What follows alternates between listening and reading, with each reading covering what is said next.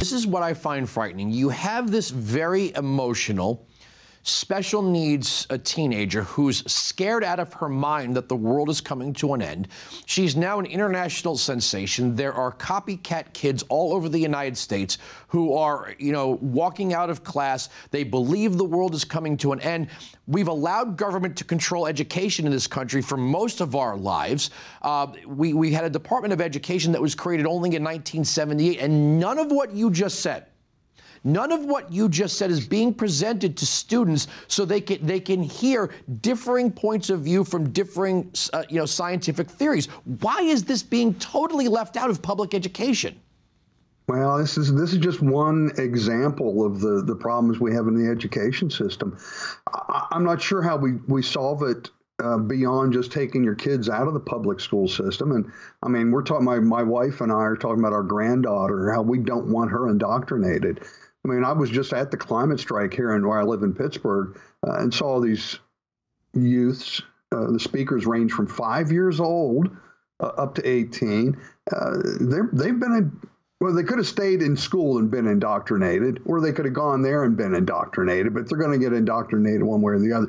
But I tell you what, Andrew, I am optimistic about when I go around, I travel around the country, random people I talk to, just about every single person I talk to has a thirst for this information that I talk about and bring.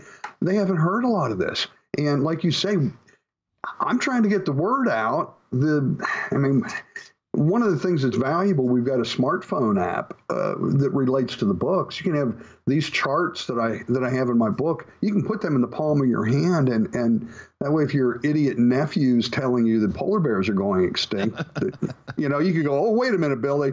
Here's fact number 52 showing 60 years of polar bear population. And that's the power that something like this smartphone app has, to give you the power to confidently talk about it. I have the confidence to talk about it because I'm a climate geek. I mean, I'm a geologist and a guy. I do this all day, every day. But most people don't, and they need this factual information that can be backed up.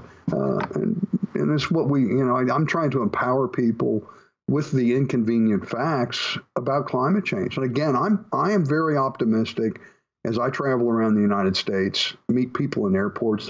I've yet to sit next to anybody on an airplane in the last 2 years as I'm traveling around that isn't thirsty for this knowledge, that no one's given me real pushback and saying, oh, you're crazy. One of the big things when I was a kid was acid rain. I remember the fear-mongering over acid rain. And let me appeal to you as a geologist. Live Science had a headline back in 2008, and the headline was "Early Earth Marred by Acid Rain."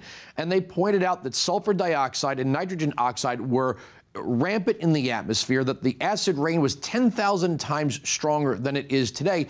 Well, if academics, if public educators are teaching students that acid rain is a product of human activity, most notably the combustion engine, how is it possible that a billion years ago we had 10,000 times the acid rain we have today? This is also something that if you are not going out and reading these reports, this happened to be from the University of Wisconsin-Madison, you are not going to learn this listening to left-wing political figures and public educators.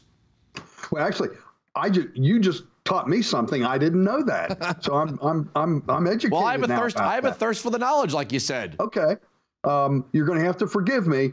No matter what I talk about, I have to go research it myself to double check. I've heard so much BS about so many things, and some of the things actually that I thought, for example, the ozone hole. I'm researching that now, and what's fascinating is I'm not ready to buy into it completely, but there seems to be a relationship between volcanism and the lack of ozone depletion, which leads more ultraviolet rays to get to the Earth and warms the Earth. There seems to be a relationship there, and it's fascinating. I'm just in the process now of going a little bit deeper. But that's just having said that, that's just one example of just how many things that affect our climate, that rather than just, they think that Al Gore, AOC, and the rest, they think that carbon dioxide is the control knob on the temperature of the Earth. They think that by altering our use of fossil fuels, they can change the temperature of the Earth. Think about it. That's crazy.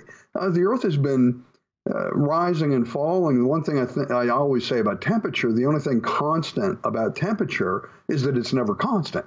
Man, it's going up and down and up and down no matter what scale we look at, either daily, monthly, yearly, thousands of years, or millions of years. We see huge changes in temperatures, and we see that they're rarely corresponding to high amounts of CO2.